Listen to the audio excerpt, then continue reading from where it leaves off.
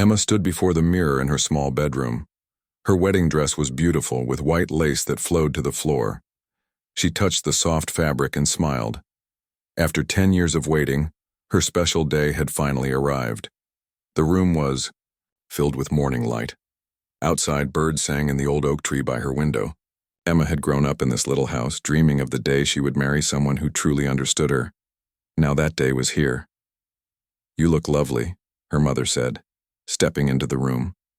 Her eyes were filled with tears as she carefully fixed Emma's veil. "Your father would have been so proud to see you today." Emma nodded, unable to speak. It had been 2 years since her father died. The pain still felt fresh, especially today when his absence was so noticeable.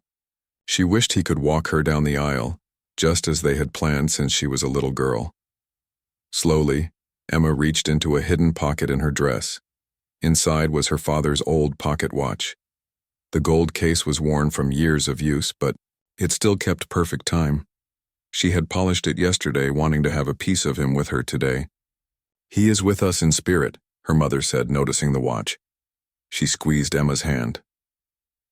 From downstairs, Emma could hear people arriving. Cars pulled up outside, doors slammed, and happy voices called greetings. The small village church was just down the road, but many guests had come to the house first to help with final preparations.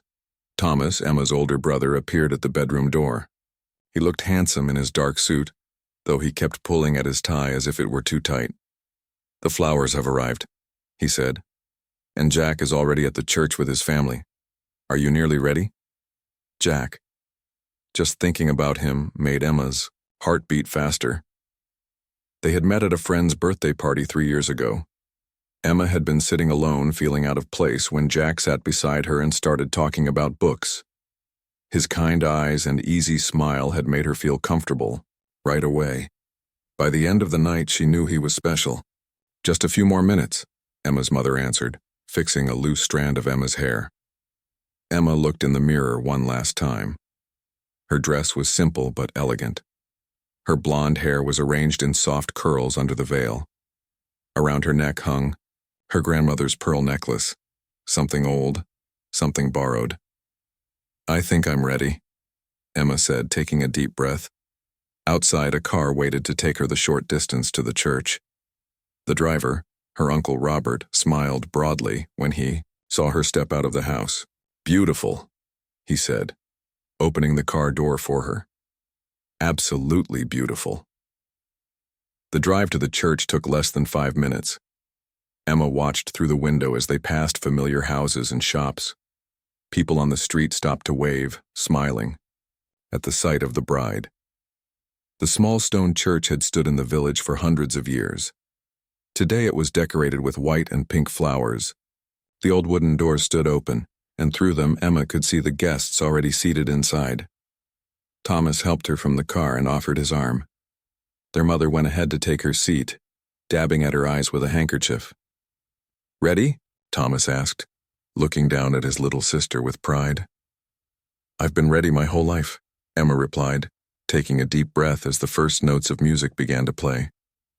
The church was filled with familiar faces, friends from school, neighbors, family members who had traveled from far away. All turned to watch as Emma appeared in the doorway. Sunlight streamed through the stained glass windows, casting colorful patterns across the wooden pews and stone floor, and there at the front stood Jack, waiting for her. His face lit up when he saw her, and Emma felt all her nervousness melt away. This was right. This was meant to be. Father William smiled warmly as Emma began her walk down the aisle. He had known her since she was a small child, had watched her grow up in the village. Today he would perform the ceremony that would join her life with Jack's. As Emma walked slowly toward her future, she felt a perfect sense of happiness.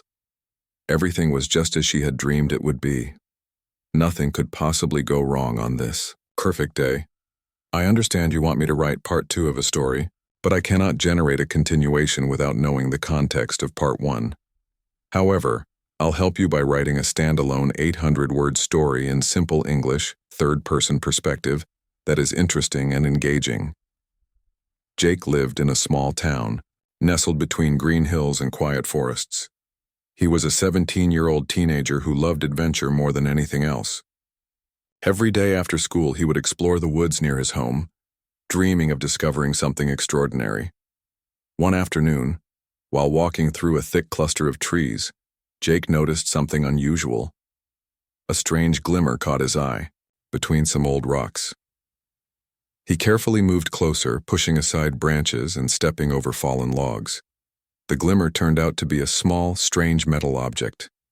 It was about the size of his hand and looked like nothing he had ever seen before.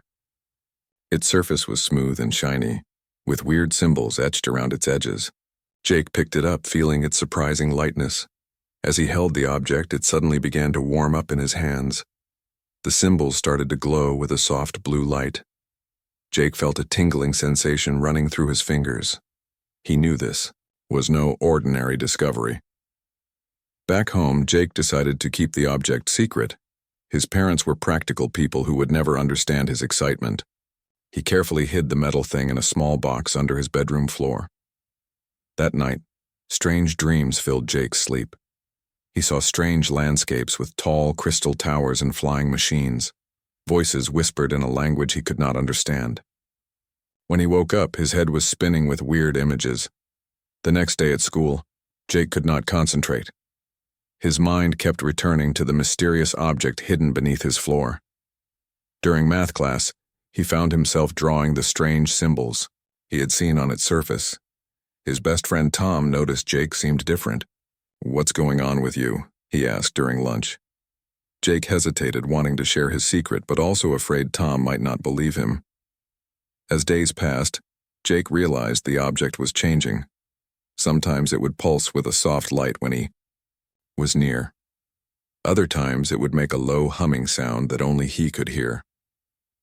One evening, while examining the object in his room, Jake discovered a small button-like mechanism on its side. With trembling fingers, he pressed it. Suddenly, a holographic map appeared in the air, showing locations he did not recognize.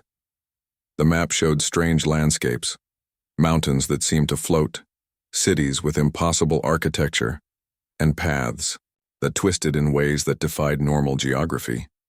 Jake knew this was more than just a strange find. This was something magical, something that could change everything he understood about the world. But Jake also felt a responsibility. Whatever this object was, it seemed important. He knew he could not tell anyone. Not yet. He would have to figure out its secrets by himself.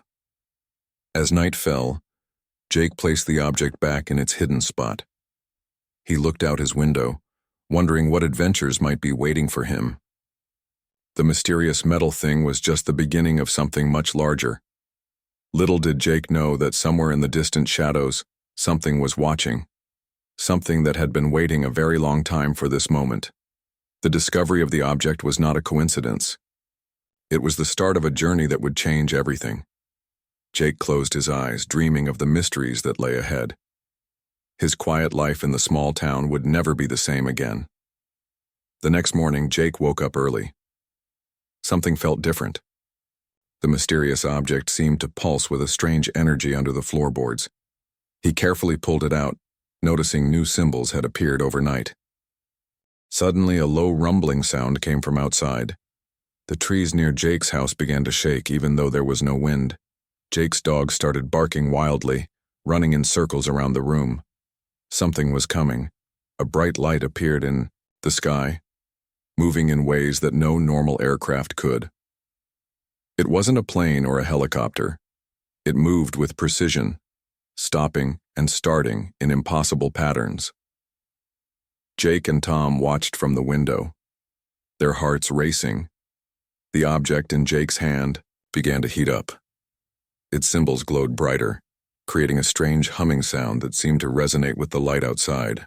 Jake felt a connection, as if the metal thing in his hand was communicating with something beyond their understanding. Without warning, a small device dropped from the sky, landing silently in Jake's backyard. It looked like a small silver sphere, perfectly smooth and reflecting the morning sunlight. Tom wanted to run, but Jake felt strangely calm. "We should check it out," Jake whispered. They cautiously approached the sphere. As they got closer, it began to change shape. Tiny lines appeared on its surface, creating intricate patterns that seemed to move and shift. Jake realized this was no ordinary object. The sphere suddenly projected a holographic message.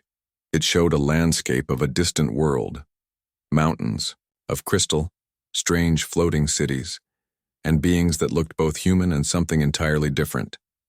The message seemed urgent, as if warning about something important. Jake's parents were at work, so no one would interrupt their discovery. Tom pulled out his phone to take a picture, but the device stopped working the moment he tried. The sphere seemed to generate some kind of energy that interfered with technology. As the day progressed, more strange things began to happen. Nearby electronic devices started to malfunction. The neighborhood seemed to grow quiet, with birds stopping their singing and dogs becoming unusually still. Jake understood that whatever was happening was bigger than just a simple discovery. This was the beginning of something massive, something that could change everything they knew about the world.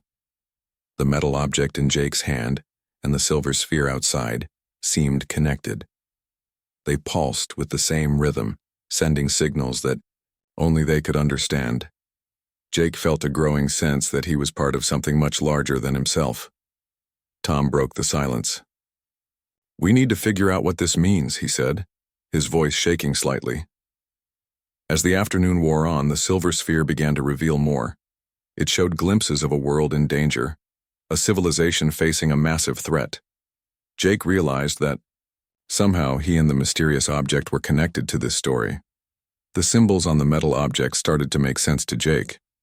They were not just random markings. They were a language.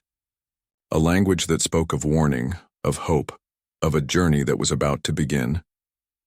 By sunset, Jake knew nothing would be the same again. The quiet life in his small town had been completely transformed. Something extraordinary was happening, and he was at the center of it. The silver sphere continued to pulse. The metal object grew warm in Jake's hand. And somewhere in the distance, something was watching, waiting, preparing for the next step of a journey that had been centuries in the making. Jake looked at Tom. They both knew their lives had just changed forever, and this was only the beginning. As night fell, the silver sphere began to change. Its smooth surface started to shift and move, creating strange patterns that Jake and Tom watched with a mix of fear and excitement. The metal object in Jake's hand pulsed in sync with the sphere, creating a soft blue light that filled the backyard. Suddenly, a holographic map appeared above the sphere. It showed different locations, some on Earth, some on what seemed to be other planets. Jake noticed one particular point that kept blinking. It was located deep in the mountains near their town. Tom broke the silence. "We should go there," he said, pointing at the blinking location. Jake hesitated. It was dangerous, and they had no idea what they might find. The night grew darker, but the sphere continued to emit a soft glow. Strange sounds began to echo around them, not loud but like whispers from a distant place. The trees moved, though there was no wind. Jake's parents would be home soon. They needed to make a decision quickly. The metal object seemed to push Jake towards the mountain location. It was almost like it was guiding him, showing him a path he was meant to follow. They packed a small bag with essentials: water, flashlight, some food, and a first aid kit. Tom brought his compass, though. Jake suspected it might not work properly near the sphere. Technology seemed strange around these mysterious objects. As they prepared to leave, the silver sphere suddenly projected an image of two people, or beings, that looked both human and alien. They seemed to be sending a message, but the language was unlike anything Jake had ever seen. The journey to the mountains was difficult. They had to sneak out without Jake's parents noticing. The night was dark, and the path was not easy. Rocks and trees made their journey challenging. But the metal objects seemed to light their way, creating a soft path of blue light. Hours passed. The mountain grew steeper. Tom was getting tired, but Jake felt strangely energized. The metal object in his hand was warm, almost like it was giving him strength. Something important was waiting for them. As they reached a hidden valley, deep In the mountains, something incredible happened. The silver sphere, which they had carefully carried with them, began to project a massive holographic image. It showed a complex story of an ancient civilization, of a great danger that threatened multiple worlds. Jake realized they were part of something much bigger. The metal object was a key to understanding a conflict that had been going on for centuries. The beings in the hologram were trying to send a message to warn someone about a coming threat. The valley around them began to change. Rocks shifted. The ground seemed to breathe. Tom looked terrified, but Jake felt calm. He understood now that this was his destiny. A hidden entrance appeared in the mountainside. It was covered in the same symbols that were on the metal object. Jake approached it, feeling the object grow warmer in his hand. Tom followed close behind, both excited and scared. The entrance opened slowly, revealing a tunnel that seemed to go deep into the mountain. Strange lights flickered inside. The air felt different, charged with energy and possibility. Jake looked at Tom. "Are you ready?" he asked. Tom nodded, though his hands were shaking. As they stepped forward, the metal object began to glow brighter than ever before. The silver sphere hummed with energy. Something big was about to happen. Something that would change everything they knew about the world. The adventure was just beginning, and nothing would ever be the same again. The tunnel was unlike anything Jake and Tom had ever seen. Walls made of strange glowing crystals surrounded them. Each step they took created a soft echo that seemed to whisper secrets from another world. The metal object in Jake's hand continued to pulse with a steady blue light, guiding them forward. Suddenly, the tunnel opened into a massive underground chamber. Massive machines stood silent, covered in dust but still looking powerful. Holographic screens flickered with images of distant planets and complex mathematical equations. Tom's mouth dropped open in complete shock. "This is impossible," he whispered. Jake felt different. The metal object seemed to connect him to this place. Strange memories that were not his own began to flood his mind. He saw glimpses of a civilization, far more advanced than anything on Earth, beings who could travel between worlds, who understood technologies beyond human imagination. Tom arrived at Jake's house earlier than usual. "Something's going on," he said, looking worried. Jake hesitated, but decided to show his friend the strange metal object.